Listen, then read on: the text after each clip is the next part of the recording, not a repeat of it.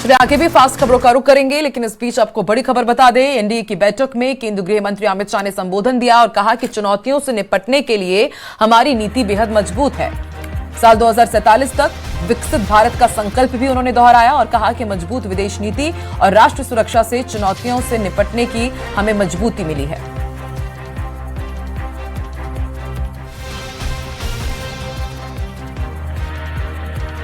तो केंद्रीय गृह मंत्री अमित शाह ने एनडीए की बैठक में बेहद बड़ा बयान दिया। अमित शाह ने ये कहा जा रहा है कि मंत्र भी दिया है, चुनौतियों से निपटने के लिए मजबूत नीति जरूरी है। उन्होंने कहा कि साल 2047 तक इन्हीं मजबूत नीतियों के आधार में विकसित भारत का संकल्प है।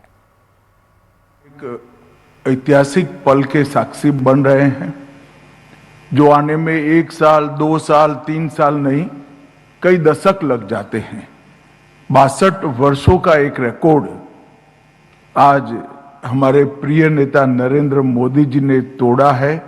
सबसे लंबे समय तक चुने हुए प्रधानमंत्री के रूप में इनका कार्यकाल रहा है। अगला रिकॉर्ड और इस रिकॉर्ड के बीच में भी एक अंतर है।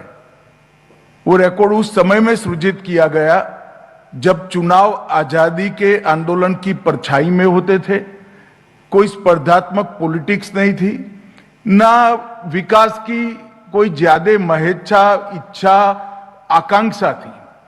आज पॉलिटिक्स ऑफ परफॉर्मेंस के समय में इतने लंबे समय तक इस देश का नेतृत्व बार बार चुनकर करना, ये अपने आप में एक बहुत बड़ा लेकर। माननीय प्रधानमंत्री जी, आपने इस देश को लंबे कालखंड तक नेतृत्व देकर विकास के हर पैमाने में आगे बढ़ा है। इतना ही नहीं, आपका ये कालखंड देश के इतिहास में स्थिरता के, राजनीतिक स्थिरता के कालखंड के रूप में जाना जाएगा। आपका ये कालखंड नीतियों की सृजन और इसके स्थिर इंप्लीमेंटेशन के रूप में जाना जाएगा। आपका ये कालखंड मजबूत रीढ़ की हड्डी वाली विदेश नीति को इंट्रोड्यूस करने वाले कालखंड के रूप में जाना जाएगा। और आपका ये कालखंड देश के सम्मान के साथ कोई समझौता न करने वाली रक्षा नीति के निर्माण के रूप में भी जाना जाएगा। मित्रों, 62 वर्ष में देश ने 13 प्रधानमंत्री, अनेक गठबंधन की सरकारें, अनेक दलों की सरकारें देखी हैं। राजनीतिक अस्थिरता का एक लंबा कालखंड भी देश ने भोगा है। मोदी जी का एक कालखंड स्थिरता, निरंतरता और निर्णायक नेतृत्व का एक स्वर्णिम अध्याय लिखने वाले कालखंड के रूप में आगे जाना जाएगा। कई लोग मोदी जी को संकट समय के नेता के रूप में जानते हैं। मैं गुजरात से आता हूं। लंबे समय से मोदी जी के साथ काम करने का मुझे मौका मिला है। जब वो प्रधानमंत्री बने तब गुजरात एक गहरे संकट में था। एक सदी का सबसे भयंकर भूकंप के त्रासदी से गुजरात गुजरा हुआ था।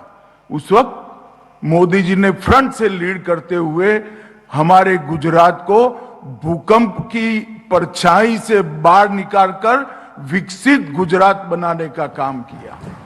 आज देश भर के गुजरात भूकंप के पहले भी हुए भूकंप के क्षेत्र को देखेंगे तो कहीं कहीं भूकंप की परछाई जरूर देख पाएगी। मेरा आप सबसे निवेदन है, निमंत्रण भी है कि आप जरूर कच्छ जाइए। परिवर्तन कैसे होता है, कच्छ आज उसका उदाहरण बना है। मैं देश के गृह मंत्री के रूप में काम करता था, तब कोरोना का वैश्विक संकट आया। पूरी दुनिया चिंता करती थी कि भारत कोरोना के संकट को कैसे निपटेगा, परंतु नरेंद्र मोदी जी ने एक सामूहिक नेतृत्व का अनुभव कराते हुए, नेतृत्व वो खुद कर रहे थे, मगर न केवल केंद्र सरकार के सारे विभाग, सारी राज्य सरकारें और 130 करोड़ की जनता को साथ में लेकर इतने बड़े संकट से इस देश को बाहर निकालने का काम किया। उन्हीं का नेतृत्व था जिसने सबसे पहले वैक्सीन बनाने वाले देशों में भारत को स्थान दिलाया। और जो पूरी दुनिया चिंता करती थी कोरोना जब शुरू हुआ कि भारत कैसे इस संकट से निपटेगा, जब संकट समाप्त हुआ तो मॉडल क्राइसिस मैनेजमेंट के रूप में आज विश्व भर के लोग कोरोना की भारत के खिलाफ की लड़ाई को स्टडी करने के लिए आ जा रहे हैं। डोकलाम की घटना हो, रशिया यूक्रेन का युद्ध हो या अमेरिका ईरान का तत्कालीन युद्ध हो, विश्व को झंझोड़ देने वाली ये सारी घटनाओं के बीच में स्थिर भाव से मौन रहकर भारत के हितों की चिंता कर कर हमारे हितों को सर्वोपरि रखते हुए दुनिया जब पूरी संकट में होती है तब भारत ने अपने विकास की गति को बढ़ाया है। और आपने एक प्रकार से सहमति की राजनीति को भी आगे बढ़ाने का काम किया है।